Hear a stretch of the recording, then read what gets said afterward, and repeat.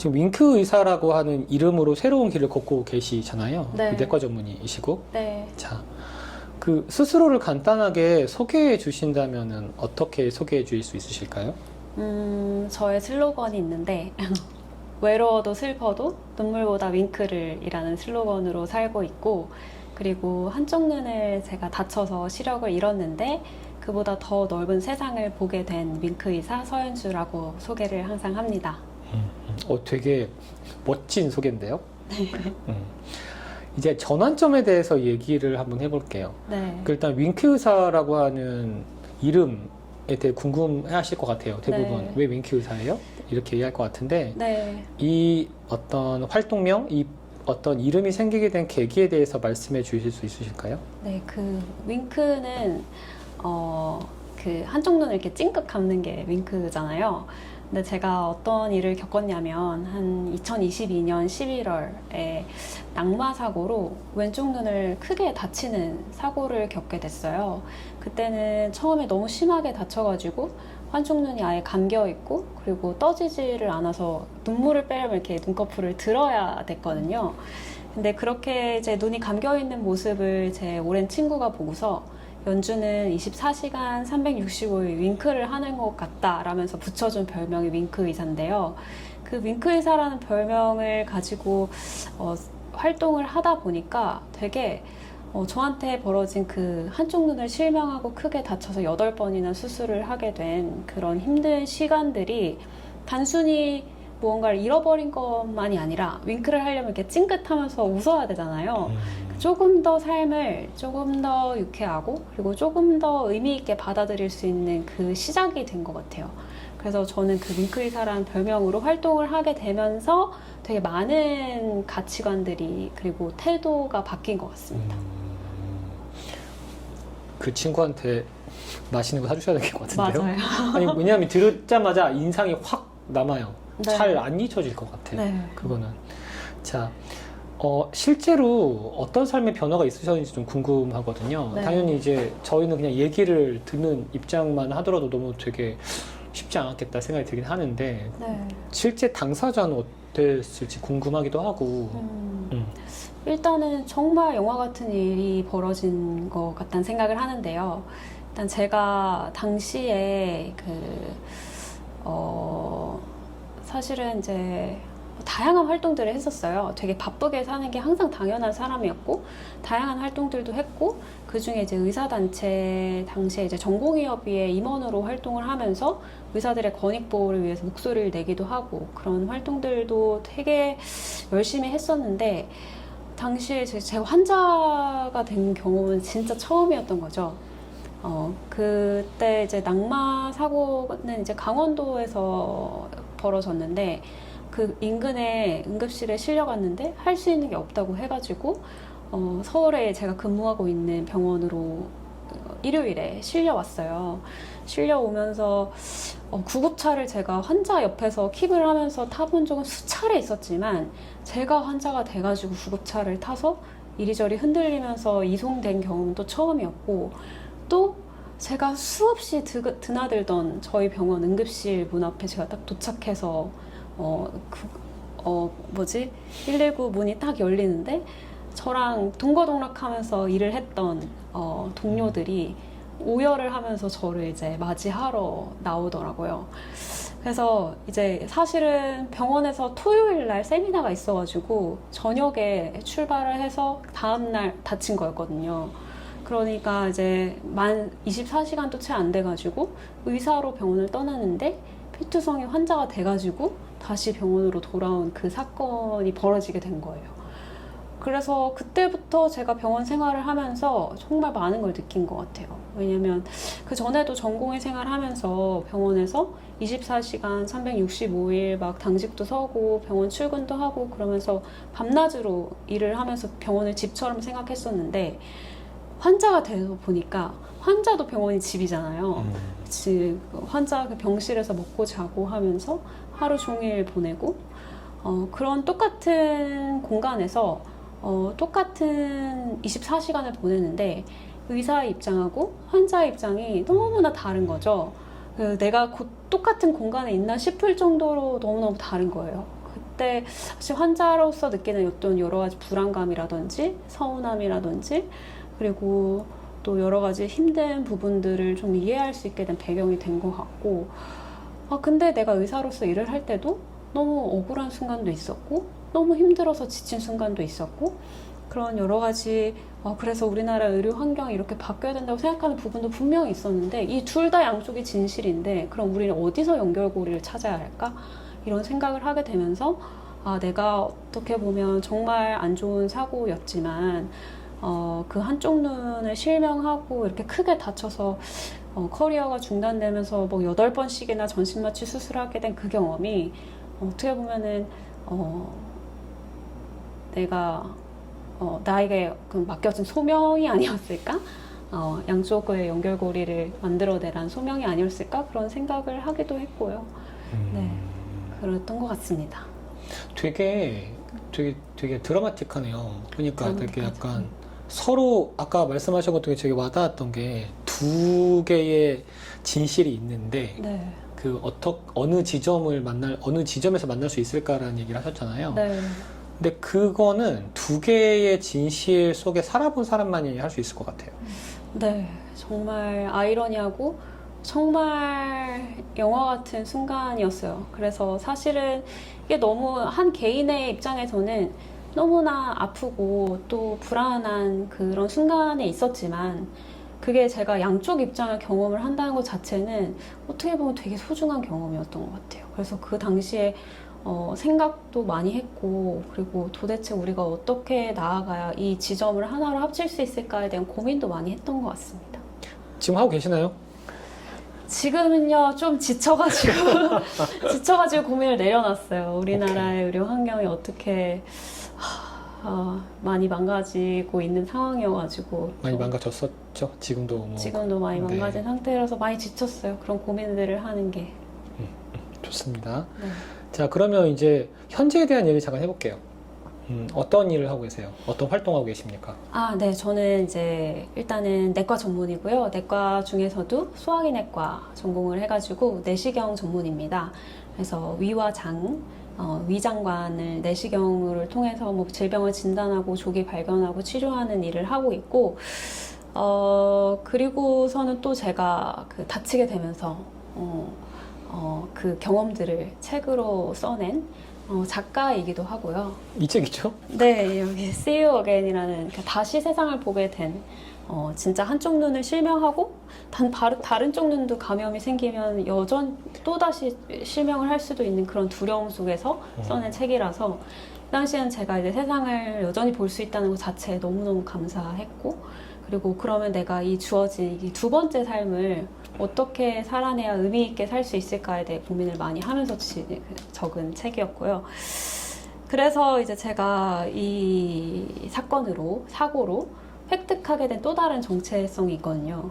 바로 장애인이라는 정체성인데 왼쪽 눈을 다쳐서 이게 사실은 여전히 세상을 볼 수는 있지만 한쪽 눈은 여전히 보이기 때문에 일단 왼쪽 눈이 아예 안 보이기 때문에 생기는 여러 한계들이 있어요. 시야가 좁아지고 또 입체시가 사라지고 또 그리고 피로도가 심해지고 그런 한계들을 경험하면서 이게 진짜 장애라는 게 무엇일까? 그리고 저는 앞이 그래도 보이는 시각장애인이지만 앞이 아예 보이지 않는 중증 시각장애인들은 어떤 삶을 살 수 있을까에 대한 고민을 하게 되면서 제가 장애재활협회에 또 한국장애인재활협회 이사로 활동을 하고 있어요. 그래서 거기서 이제 하는 다양한 일들 중에 하나는 이제 그 장애인들의 의료 접근성을 어떻게 개선시킬 수 있을지 혹은 다른 이제 더 개발도상국, 캄보디아 같은 개발도상국에서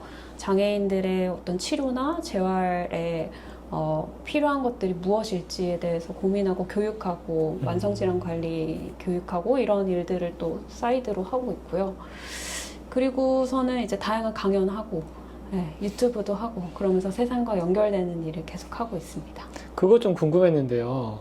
유튜브 활동이라든지 책이라든지 강연 활동하시잖아요. 네. 세상과 만나고 계신데 아까도 잠깐 저희가 이거 지금 촬영하기 전에 말씀드리긴 했는데 이제 모티베이션? 어떤 것이 자기를 이런 식으로 세상과 계속 만나고 뭔가 연결되겠고 하는 어떤 그런 일종의 동기일까요? 저는 그냥 저 자신을 위해서인 것 같아요. 네, 저 자신의 삶의 의미를 찾기 위해서인 것 같고, 되게 뭐 거창한 이유를 대려면 될 수 있겠지만, 정말 솔직하게 얘기 드리면, 그냥 제가 그 삶이 만족스럽기 때문인 것 같은데, 저한테 어떻게 보면 되게 비극적인 그 상실이 일어났잖아요. 그 상실을 견뎌내는 방법 중에 하나가 그 상실의 의미를 찾는 거였던 것 같거든요.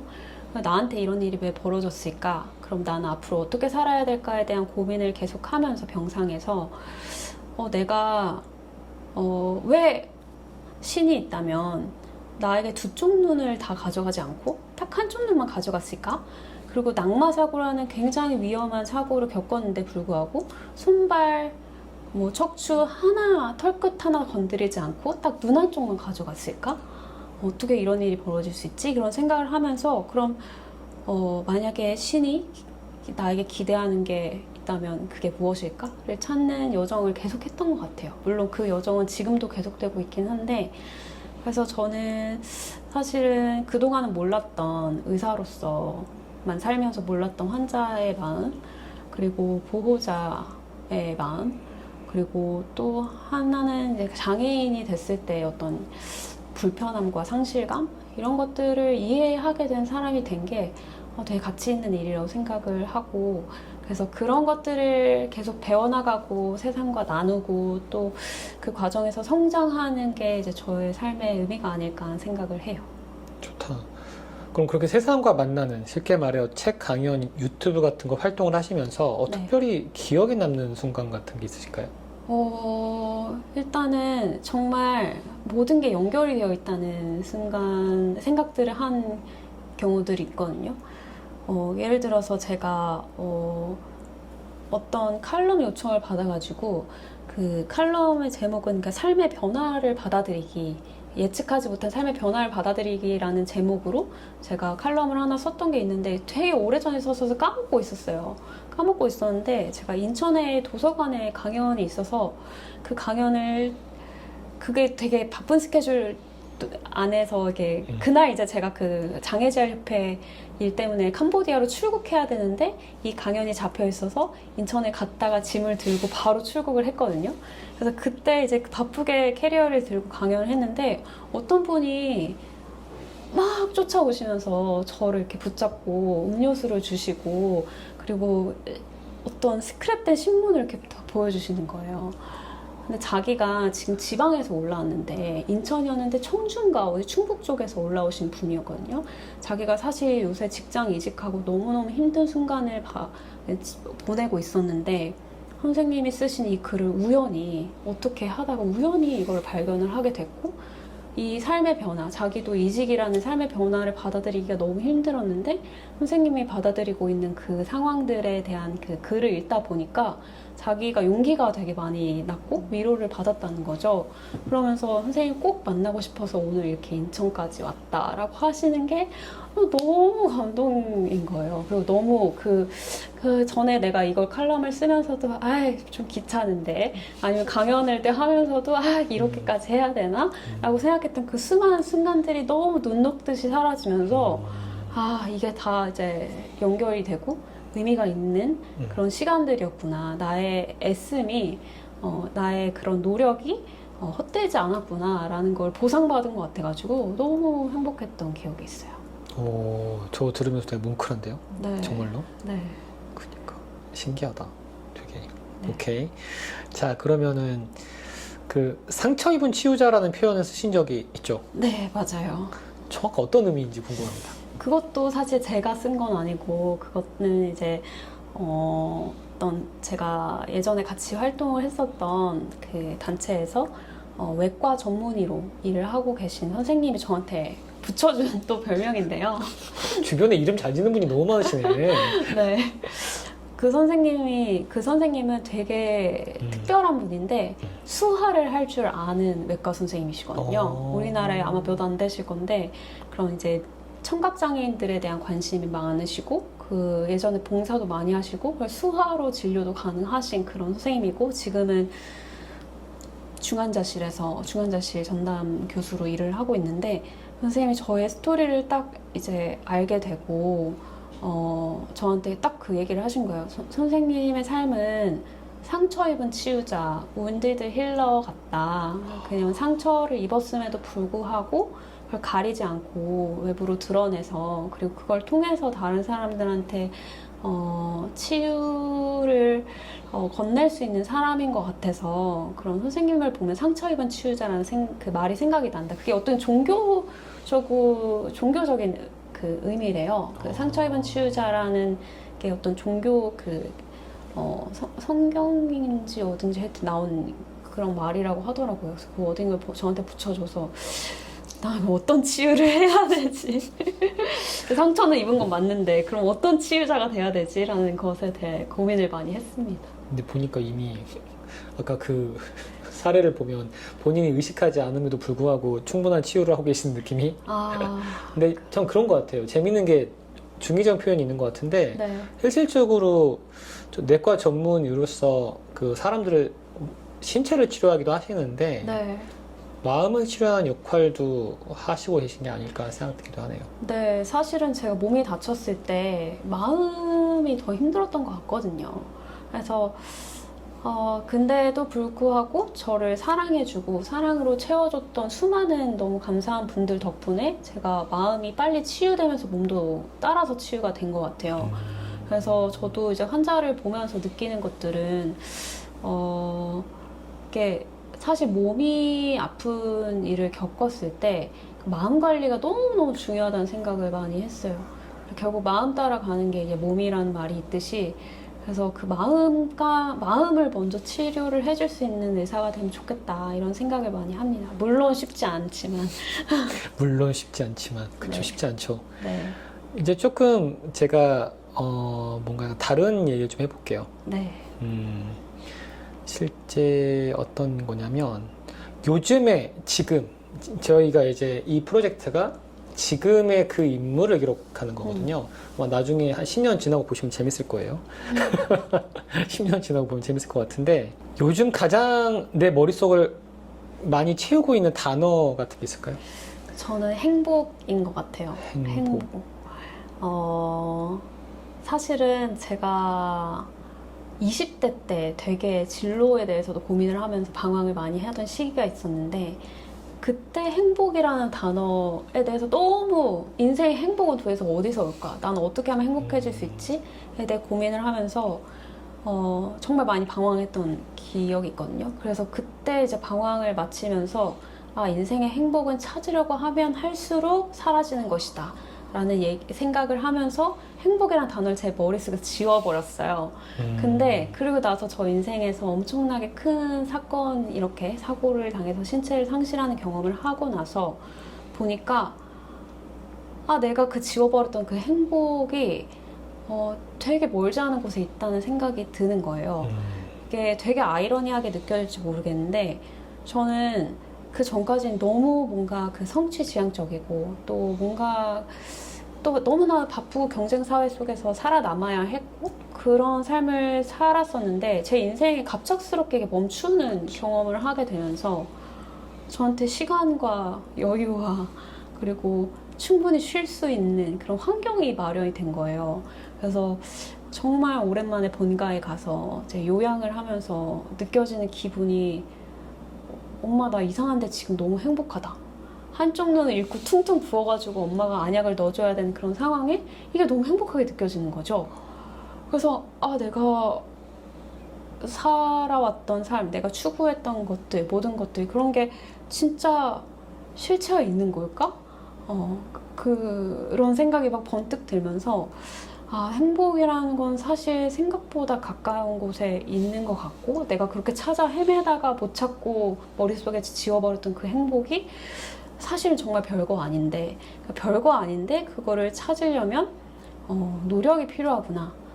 뭔가 사실은 내가 매달려 있는 그 수많은 것들 좀 놓아버릴 수 있는 용기도 필요하고 그리고 주변 사람들하고 관계를 끈끈하게 쌓아가는 그 시간도 필요하고 그리고 또 앞으로 내가 그 삶에 대해서 그 충분한 의미를 찾아 나가는 그런 어떤 노력도 필요하고 그런 것들을 깨달으면서 행복의 제 머릿속을 다시 채우기 시작했죠.